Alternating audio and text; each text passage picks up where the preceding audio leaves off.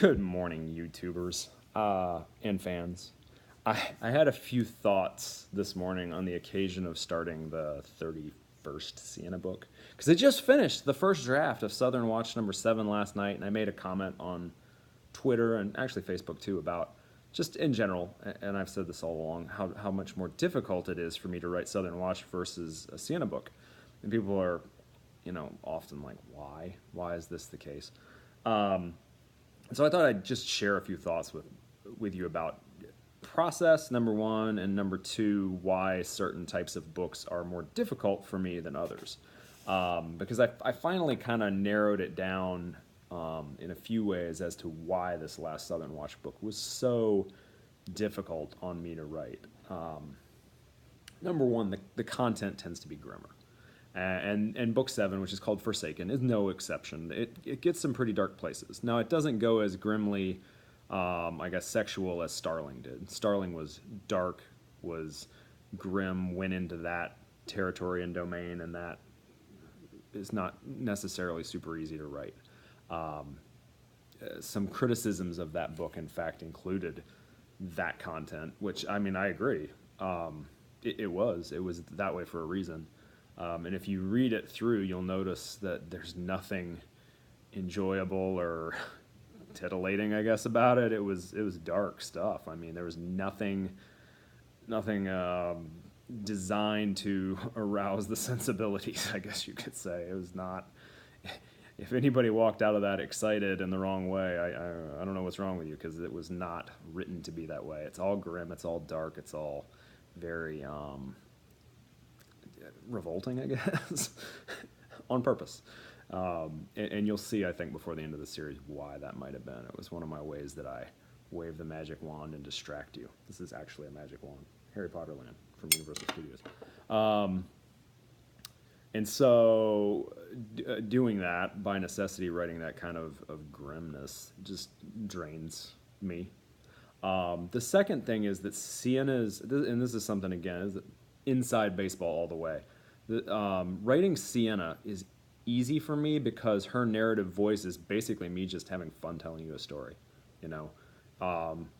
There's a lot of joy in it, and I think it comes through in the writing, and I think that's one of the reasons why people like those books so much, is because you can pick them up, and even if she's going through hell, and she often is, she's being funny about it. She's got a dark sense of humor, or a sense of humor that helps her get through the darkness, I guess you could say. And it's very reflective of my own. Things go bad, I'm going to make a sarcastic comment about it. Sienna's going to do the same thing, and I love that about her. There's no one else in my universe of books that's as sarcastic as Sienna, that's sense of humor is as close to my own, other than maybe Vara and Vaste, which is why I enjoy writing Sanctuary books. There are obviously some sarcastic people in the Watch, and they obviously have a dark sense of humor at times that reflects how I feel about things.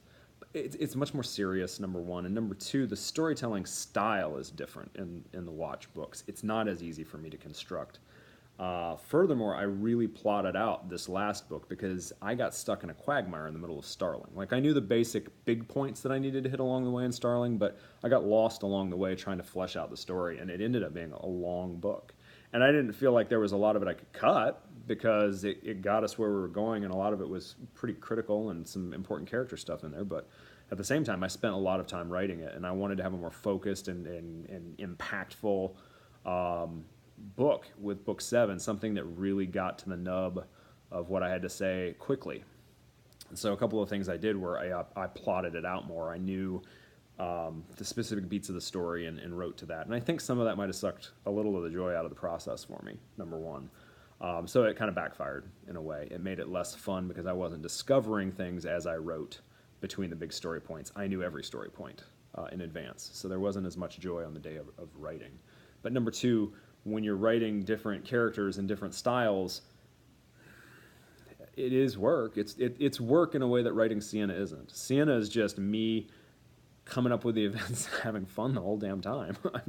It's like I may have an idea for, because like I said, I started book 31, out of the box 21 this morning, 31st overall Sienna book, and I know the basic movements of the story, and I know the plot elements that are going into it, and it's just me having fun, like, ramming her into the different plot elements and having her react to them and having her proactively approach some of them.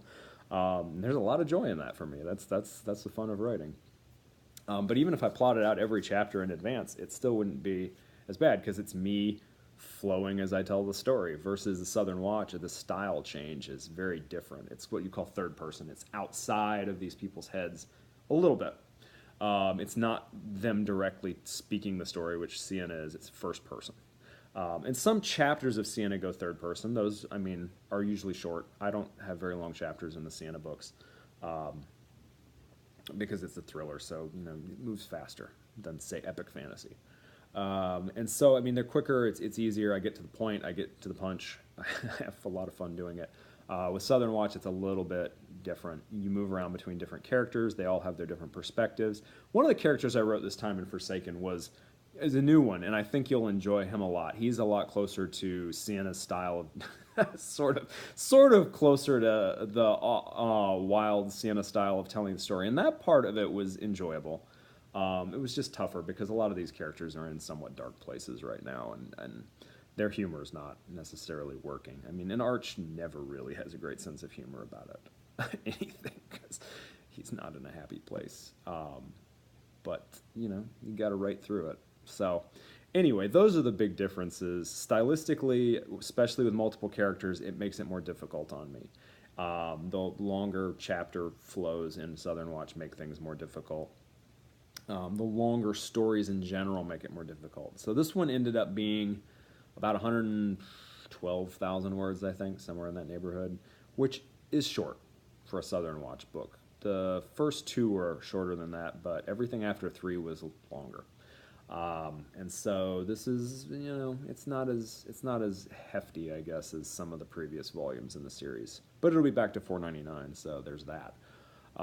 Because if it's a shorter book, I don't have to charge you more for it, for my copious amounts of time involved. So silver lining there.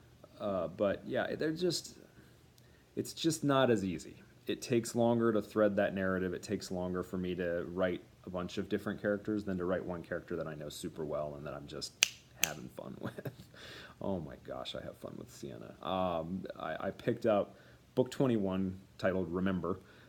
Picks up very shortly after the end of Driven, which I think you'll be seeing in the next couple of weeks. It should be out May 4th because I'm doing editing phases. I'd planned for the second vampire book to come out at the 1st of May, but unfortunately it's still in the editing process right now.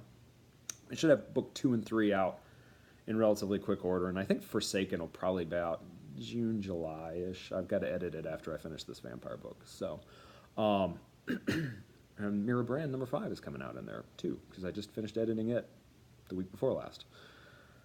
God, I can't even keep track of it anymore. Okay, so anyway, you'll see Driven. Driven is momentous, has a lot going on, and Remember picks up right after the end of Driven, and the last book in this year's sequence is called Hero, book 22. Will pick up right after Driven, basically. And then, actually, you know what? The first book in the new arc will come out this year as well. It's called... Actually, I don't know what it's called yet, because I'm trying to decide which is going to be book 23 and which is going to be book 24. But one of them is called Walk Through Fire. And it starts a new storyline. So, if it's that one or another one I'm not going to release the name of yet, then that one will be... Either way, it's going to start right after the events of Hero as well. So the next few are very sequential in terms of catching up with Sienna right after the events of the previous. It's going to be boom, boom, boom. A lot of stuff happening.